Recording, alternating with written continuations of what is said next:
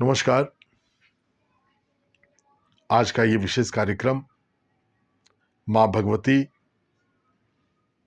जिनका चैत्र नवरात्र में हम लोग पूजन करेंगे।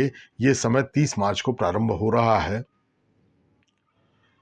तो इस नवरात्र में माँ के ये 9 स्वरूप, प्रथमम शैलपुत्री, द्वितीयम ब्रह्मचारिणी, तृतीय चंद्रघंटेति, कुष्मांडेति चतुर्थकम, पंचमम स्कंदमातेति, षष्ठम कात्यायनीति च, सप्तमम कालरात्रीति, महागौरीति चाष्टमम, नवमम सिद्धिदात्री, नौ दुर्गा प्रकृतिता।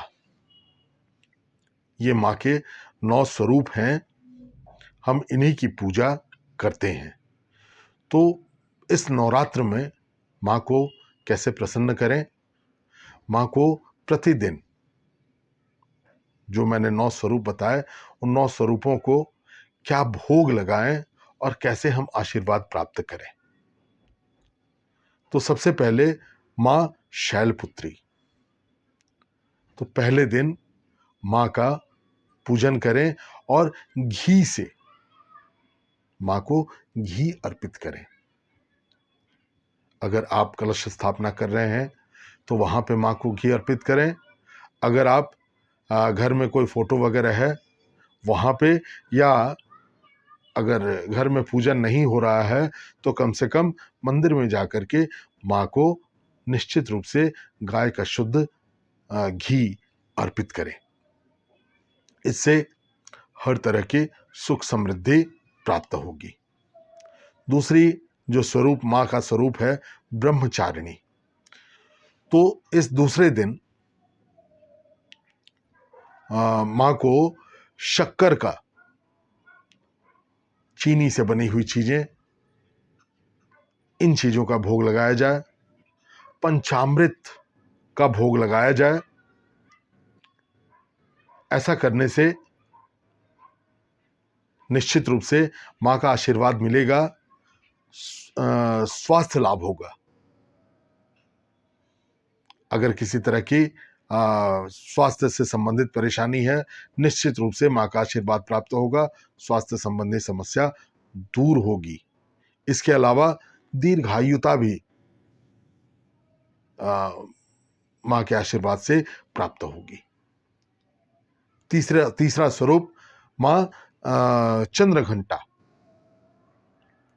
तीसरे दिन माँ को दूध से बनी हुई चीजें, जो भी खीर हो गया या दूध से जो भी बनी हुई चीजें हैं, उनको माँ को अर्पित किया जाए। मिष्ठान दूध से बनी हुई उनको अर्पित किया जाए। इससे धन धान्य की वृद्धि होगी। चौथा स्वरूप माँ कुष्मांडा। इस दिन मालपुआ का भोग लगाया जाए। माँ कुष्मांडा, इनका आशीर्वाद प्राप्त होगा, बुद्धि का विकास होगा, बिगड़े कार्य बनेंगे। माँ के आशीर्वाद से ये सब चीज आपका ठीक होगा। पांचवा स्वरूप स्कंद माता। इस दिन केले का भोग लगाएं। संतान प्राप्ति की इच्छा करने वाले लोग माँ की पूजा करें, केला का भोग लगाएं। इससे संतान से संबंधित कोई भी बाधा होगी तो निश्चित रूप से माँ का आशीर्वाद प्राप्त होगा, वो दूर होगा। साथ ही साथ जॉब में, कैरियर में अनुकूलता पैदा होगी। अब आगे बढ़ते हैं। माँ कात्यायनी, छठा स्वरूप माँ कात्यायनी का। इस दिन माँ को शहद अर्पित किया जाए। सुखद दाम्पत्य जीवन के लिए, पति और पत्नी के बीच अच्छे संबंध के लिए, या पुरुष जिनकी शादी नहीं हो रही है उसके लिए, या कन्या जिसकी शादी नहीं हो रही है उनके लिए माँ कात्यायनी का मंत्र है उस मंत्र को जप करें, माँ का विधि पूर्वक पूजन करें, निश्चित रूप से ये बाधाएं शांत होंगी। तो माँ कात्यायनी को उस दिन हम लोग शहद का भोग लगाएं। 7वीं कालरात्रि, ये स्वरूप जो है माँ का, इस स्वरूप में माँ को गुड़ का भोग लगाया जाए, या गुड़ से बनी हुई कोई भी वस्तु, मिठाई भी हो सकता है, तो गुड़ से बनी हुई चीजें या गुड़ माँ को अर्पित किया जाए। किसी भी तरह की स्वास्थ्य बाधा है, शत्रु बाधा है, आकस्मिक भय, इस तरह की बाधा माँ का आशीर्वाद प्राप्त होगा, निश्चित रूप से दूर होगा। 8वें दिन माँ का स्वरूप महागौरी का, इस दिन माँ को जलदार नारियल चढ़ाएं,